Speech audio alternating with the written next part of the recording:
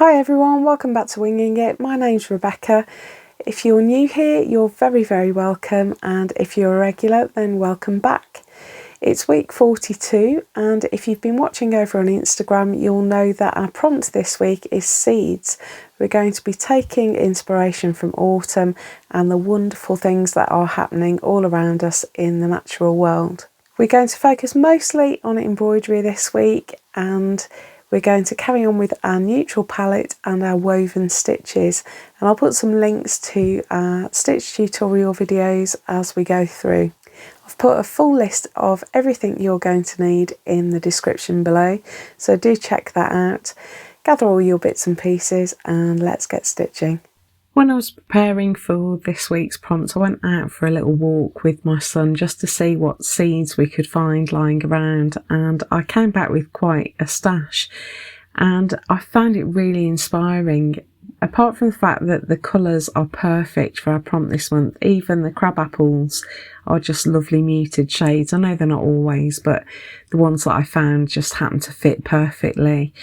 But they were just such interesting shapes and sizes. There's so much variety to provide inspiration.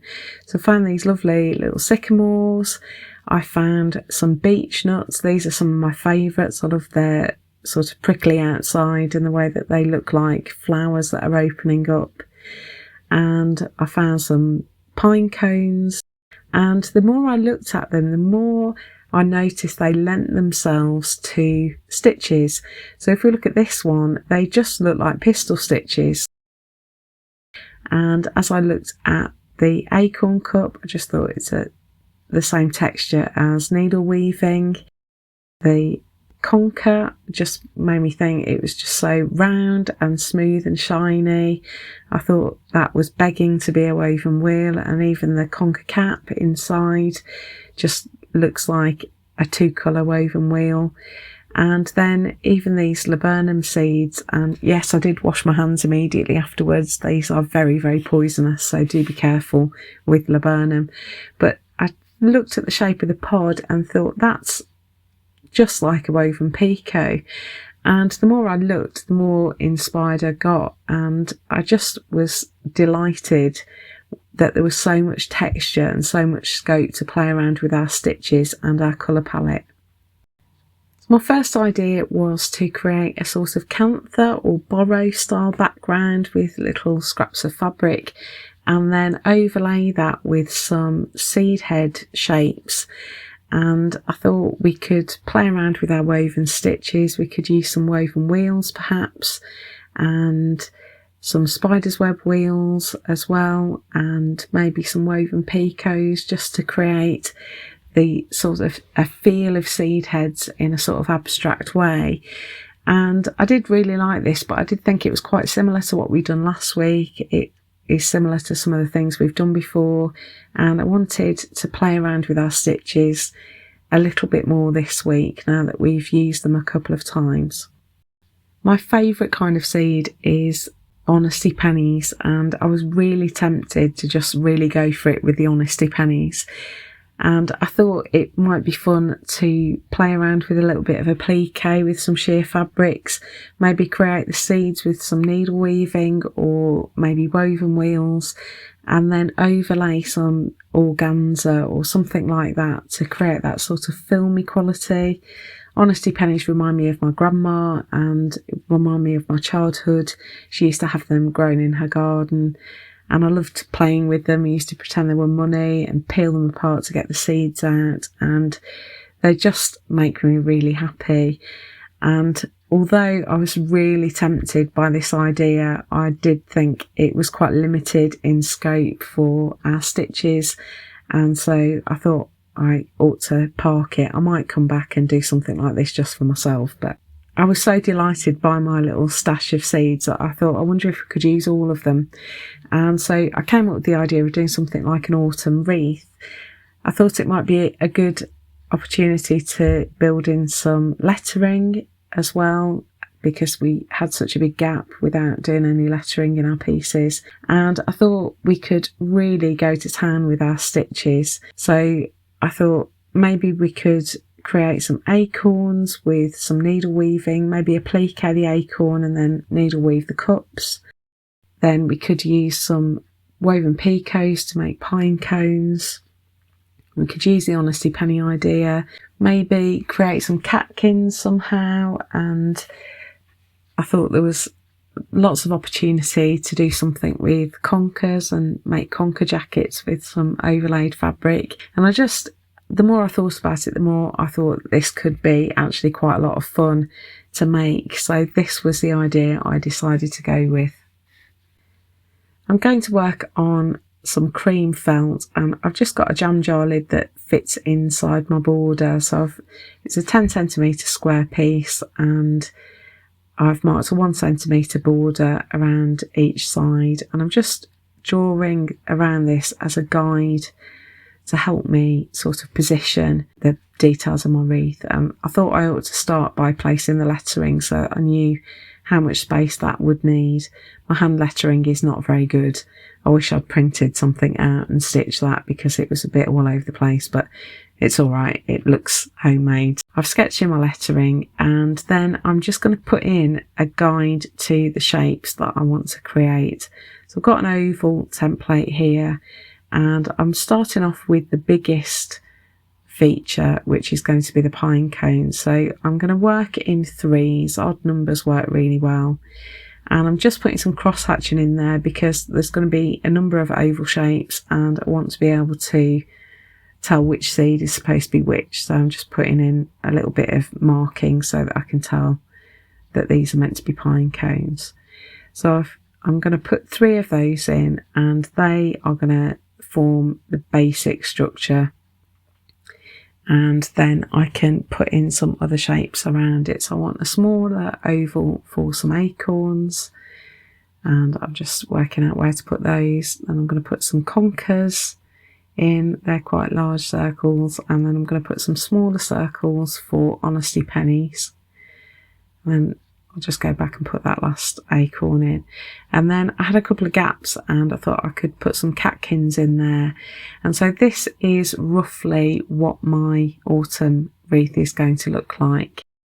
I've gathered my resources. They're all neutral shades. So I've got some pearl cotton, I've got some 6-strand embroidery threads, and I've got some Japanese yarn dye fabrics here in neutral shades, and you can barely see it, but I've got some organza ribbon here that I wanted to use for honesty pennies. I just love the way this looks, and I think it would work really well to create that honesty penny film.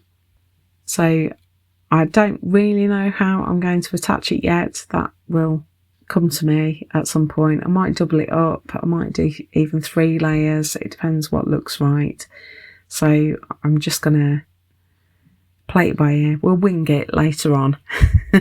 But I've got that to one side just in case. And I've also got a little bit of Bondaweb, and I've just drawn my ovals on the paper side so that I'm gonna use that to make my acorns, and anything else will work out as we're going along. So I thought I'd start off with the conkers because I think the woven wheel is the easiest stitch, and I'm just putting in my spokes here. I've marked 9 points around the circle just by making thirds and then splitting each third into 3 by putting 2 marks in, and then I can come up at the centre and start weaving. And because I've got a number of spokes, I can go over, under, over, under, over, under, all the way round. And when I get back to where I started, my next circuit is going to be the opposite of what I did the first time. So where I went under, I'm going to now go over. And where I went over, I'm now going to go under. And I just keep working all the way around like that. I think I'm using 4 strands there. I quite like the idea of doing a conker that have got a conker cap. So I've got some beigey thread here. Again, I've marked my 9 points, and I'm making my spokes with the beige. These will all be covered up by the weaving, so it doesn't matter that they're going to be pale. It just helps how it's going to look at the centre. I'm going to stitch those spokes in, And then I'm just going to go around a few times with this beige colour just to create a cap at the centre. I think in hindsight I wish I'd made this a little bit bigger, but it was fine. I thought it looked quite cute in the end. So I'm just making that conker cap by doing my needle weaving around the middle. And then when I think it's big enough, I'm going to take my needle back through to the back of the felt at the point where I will be going under one of the spokes. Then I can secure it on the back, and then I can take my darker coloured thread and bring it up the other side of that spoke, and then it will look like the thread has just passed underneath the spoke, as it would if I'd carried on in the same colour. So while we're working on woven wheels, I thought we could put in our Honesty penny seeds, and I want these to be obviously quite small, and I'd like them to be a little bit more raised up from the surface. So for these, I'm just going to put 3 spokes in, and this will work because it's so small. You can't really do 3 spokes on a larger circle.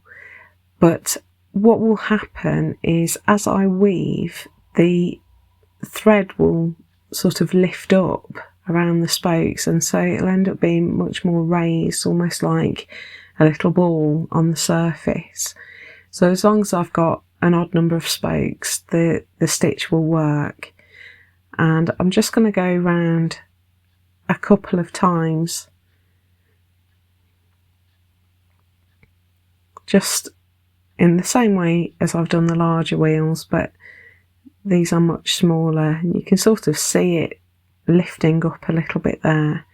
The thread tucks under itself as you work your way around, and I think that will do. So I can take it back through to the back of the fabric, and you can see it's much more raised up there than the other ones. So I'm just going to put the remaining 2 in, and it will give you a better sense of what they'll look like. So that's my 3 Honesty seeds. I think that's going to work quite well. And just so that you've got a bit of an idea, they are looking really dark, but you can see that when I put the organza over the top, it tones that darkness down quite a lot. And I haven't decided yet, but that's a double layer, and you can see it actually works really well to create that sense of that filmy coating on an Honesty penny. So I might even try 3. I think 3 is probably too much. That's probably too opaque, but we'll work out how we're going to attach that shortly. Let's work on the pine cones then, and for this I'm going to do a woven Picot. So I could do with a longer pin for this, but we're just working with what we've got. So we've done these before, and again it's in our October stitch tutorial. The ones we've done so far, I've just worked on 3 verticals, so I'm just going to mark those in, but I'm actually going to add another pair of marks because I'm going to put 5 verticals in this time, because I want my pine cone to be a little bit wider and more rounded at the bottom. And I just do this in the same way. I've got all 6 strands here because I want this to be really chunky. So I've come up on the outermost mark on the left there, taking my thread around the head of my pin and back down at the outermost mark on the right. It's quite hard to get it through because at the eye end of the needle I've got 12 strands of thread going through there. Then I'm going to bring it up on the next mark in, round the pin head again and back through on the other side.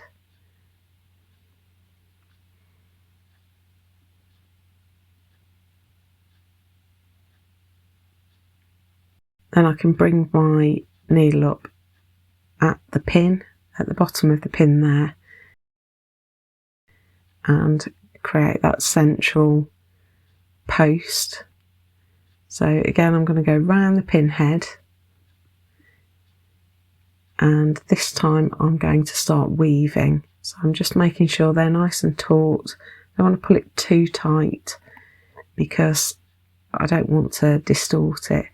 And I'm going to start by going under the first, over the second, under the central one, over the next one, and under again.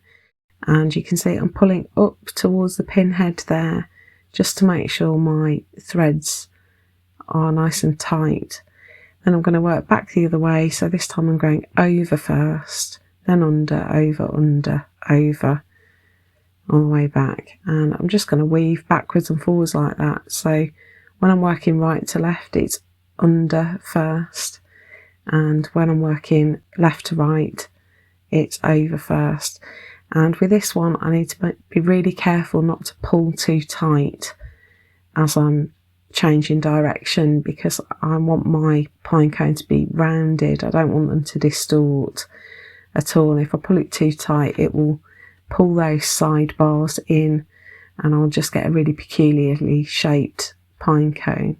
So I'm just making sure it's nice and tight there. And you can see, because I'm using all 6 strands, it's a really nice lumpy texture, and that's exactly what I'm going for with this.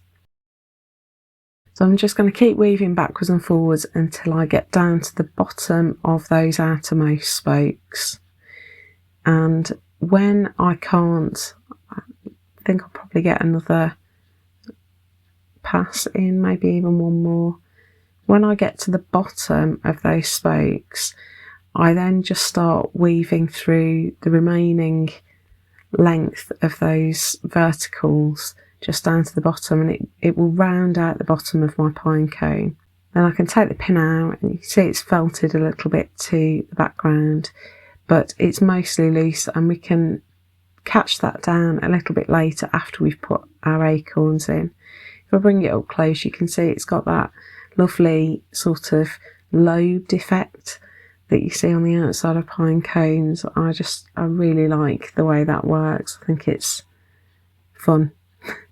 So I'm going to put the other 2 pine cones in, and then we'll come back and look at our next seed. I thought we could work on our catkins next, and so my initial thought was to do needle weaving on these. I'm putting in some horizontal bars, so I'm just creating a ladder by stitching backwards and forwards, putting in horizontals. And as I was stitching these in place, I was thinking about the texture of needle weaving, and I thought it actually might be too flat to create a catkin, and I wondered what would happen if we used our spider's web wheel technique, and I thought it would give a really lovely texture. So I've just brought my thread back up at the end there. I'm taking it under the first bar and then back over it, under the first bar again and under the second bar. I'm working up the very centre to try and make sure that it works, just to check the process. So then I go back over the second bar and under the second and third, back over the third bar, under the third and fourth, and just work like that in the same way that I would work in a circle on a spider's web wheel, but this time I'm just working in a straight line down the centre. And already I hope you can see there that it just creates a fantastic texture to imagine a catkin. It's got that lovely sort of regular lumpiness that a catkin has. So when I get to the end, I'm just going over the end bar there, and then I can take my needle back through, and ideally I'd finish it off on the back, but it's only small. You can see the texture there, it's working a real treat. I'm going to run my thread along the back and then just repeat the process to the left and to the right. And I was so pleased with this. I've just added a little stalk on the base of the catkin there, and I just loved that texture so much. It actually made me laugh out loud. I was so delighted by it. So I thought that spider's web wheel technique just worked vertically, was perfect for that seed. So I'm going to put the other two in, and then we'll look at the next technique. Now we've got to put our acorns in and our honesty sort of film over the top of the honesty pennies, but I was getting to the point where we were getting close to where the lettering was going to be, and I thought it would be wise to put that in before we started adding our applique. So I've just got some pearl cotton here, and I thought about couching it, but I didn't think couching really matched our theme stitches for this month, so I decided to do some whipped back stitch. So I'm just back stitching along all the letters first of all, and when I get to the end I'm going to work back on myself by whipping, and that means that I'm going to take my needle underneath the stitches. So I'm working on the surface of the felt, just sliding my needle under each stitch in the same direction every time, so always moving from right to left. If you want a more detailed explanation of whipped back stitch, we covered these right back in February when we were looking at our lace stitches, and I'll link that video in a card at the top of the screen so that you can go and have a look.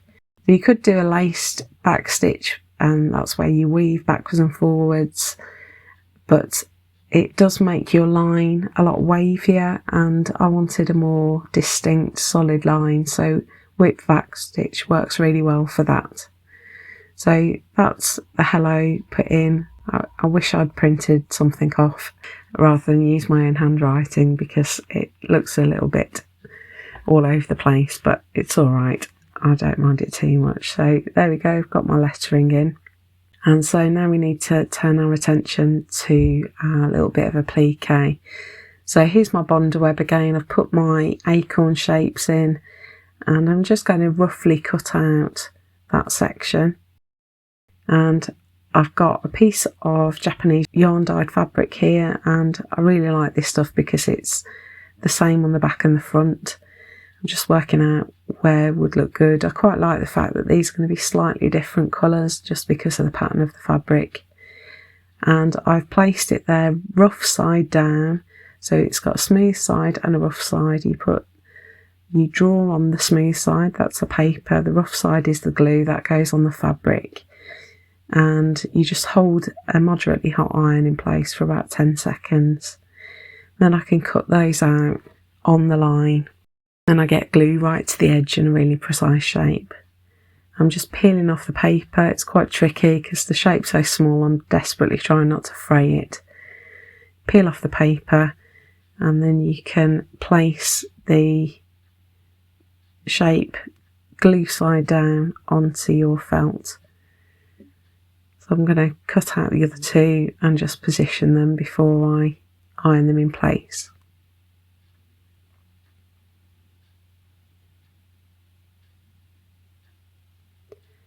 When you've positioned your shapes, you then iron them again. So again, just hold your iron in place for about 10 seconds.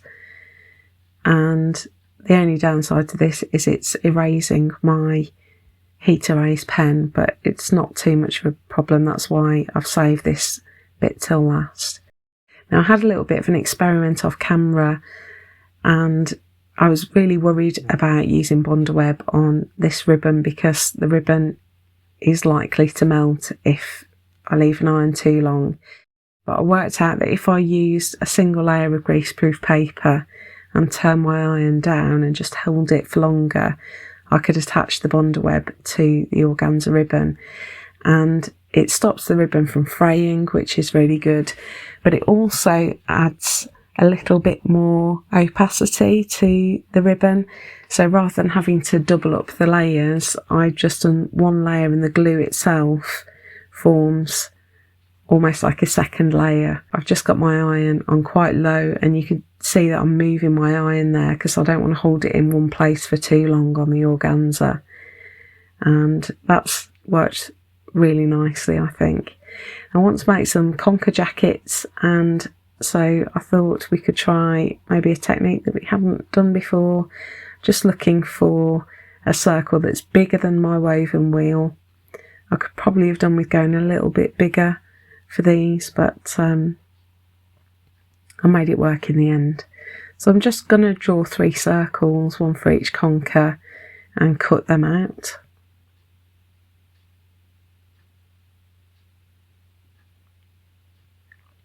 I'm actually going to do 3 slightly different approaches. You could do the same approach 3 times if you wanted to, but I wanted it to look nice and organic and natural, so I thought I'd try 3 different arrangements. So the first one, I'm just laying those over the top there. The first one I'm just going to stitch down, and I've got some neutral green here. It's almost grey with a slight tinge of green.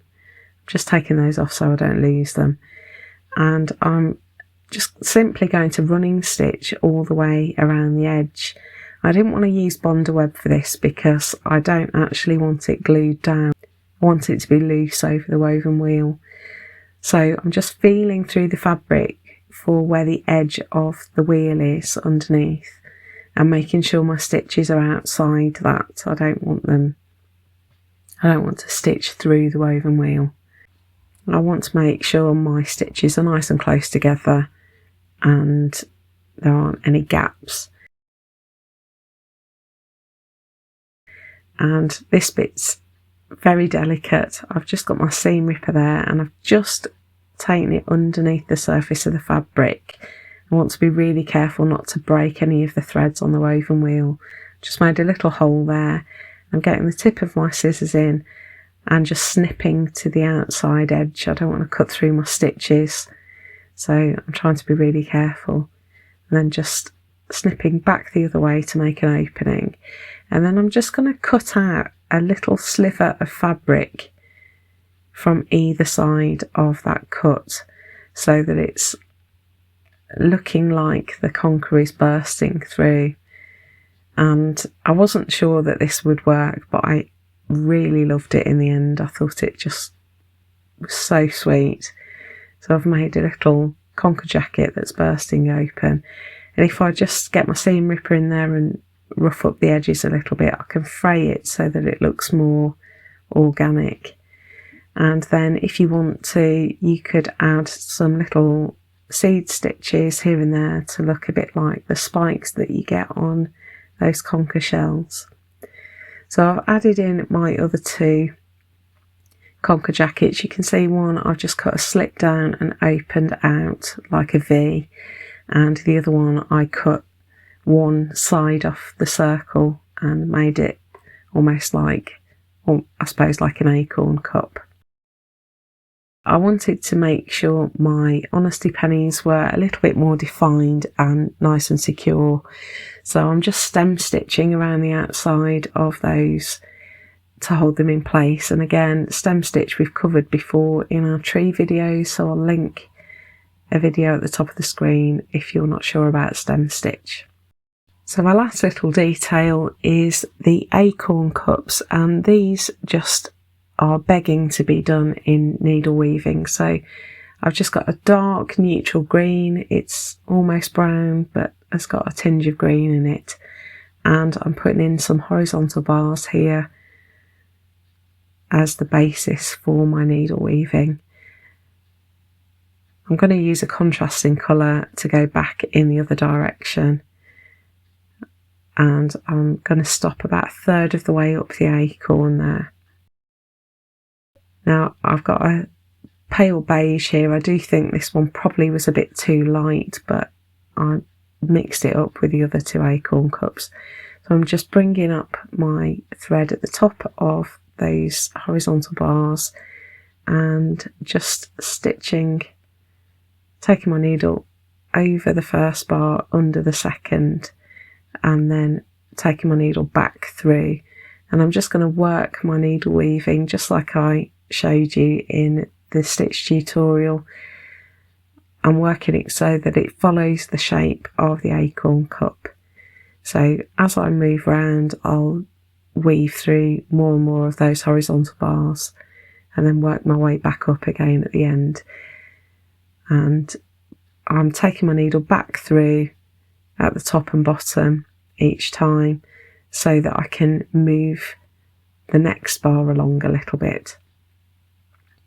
Just pushing my stitches close together there.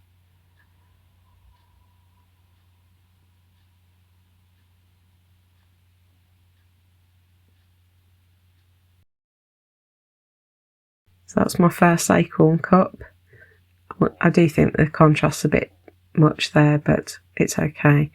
I also want to hold down my acorns because Bondaweb doesn't like being attached to felt, so I've just running stitched around the edge there. And then I've just got a single strand of the same colour that I used for the pine cones, and I'm just going to catch those down at the edge. And so here's our finished piece. We've got our 3 acorn cups in there. I've held down my pine cones and I've got my mixture of woven stitches creating those different textured seeds. I hope you've enjoyed doing this. I'm really looking forward to seeing what you create with the prompt of seeds. Do share your creations at #FSHwingingit, so that we can see all of these together.